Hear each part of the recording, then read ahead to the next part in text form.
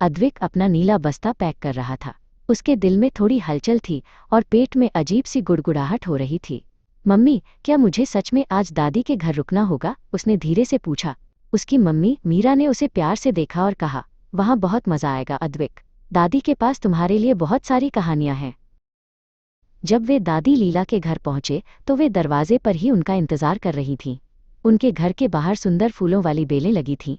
आओ मेरे नन्हे शेर, दादी ने मुस्कुराते हुए कहा।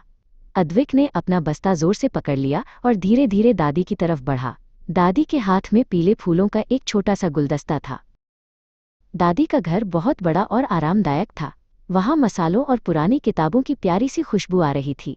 दादी ने अद्विक का हाथ पकड़ा और उसे एक बड़ी खिड़की के पास ले गई। देखो अद्विक, यहाँ से हम रात को तारों को साफ देख सकते हैं, उन्होंने कहा। अद्विक ने खिड़की से बाहर देखा, जहाँ एक छोटी चिड़िया चहचहा रही थी। अब मम्मी के जाने का समय आ गया था।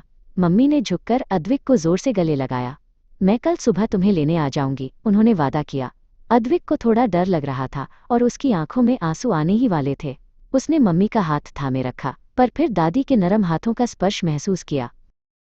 मम्मी के जाते ही दादी ने अद्विक का ध्यान बांटने के लिए एक जादुई तरकीब निकाली। अद्विक, क्या तुम मेरा यादों का जादुई डिब्बा देखना चाहोगे? उन्होंने पूछा। उन्होंने एक पुरानी लकड़ी की संदूक खोली। उसमें मम्मी के बचपन की छोटी गुड़िया, कुछ चमकते पत्थर और पुराने सिक्के थे। अद्विक की उदासी धीरे धीरे कौतूहल में बदलने लगी।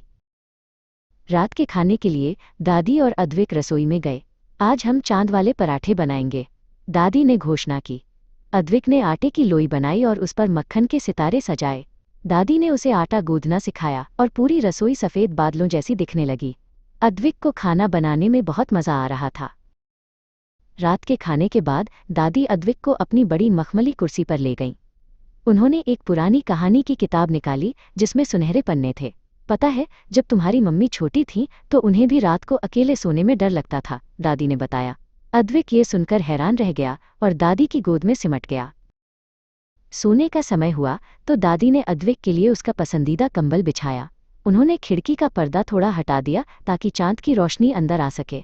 डरो मत, ये चांद की किरणें तुम्हारी रखवाली कर रही हैं, दादी ने धीरे से कहा। अद्विक को अब घर जैसा ही सुकून और सुरक्षा महसूस हो रही थी। अगली सुबह जब सूरज की पहली किरण अद्विक के चेहरे पर पड़ी तो वह मुस्कुराते हुए जागा। उसने दादी के साथ मिलकर बाग में पक्षियों को दाना डाला और ताज़े पुदीने की पत्तियां तोड़ी। उसे यकीन ही नहीं हो रहा था कि वह कल यहाँ आने के लिए कितना मना कर रहा था। दादी के साथ सुबह की चाय और बिस्कुट का स्वाद ही कुछ और था। जब मम्मी वापस आईं तो अद्विक दौड़कर उनसे मिला। मम्मी मम्मी, हमने चांद वाले पराठे बनाए और दादी ने मुझे जादुई पत्थर दिखाए, अद्विक ने उत्साह से चिल्लाते हुए कहा। मम्मी ने उसे गोद में उठा लिया। अद्विक ने पीछे मुड़कर दादी को हाथ हिलाया और कहा, अगली बार मैं 2 रातों के लिए आऊँगा।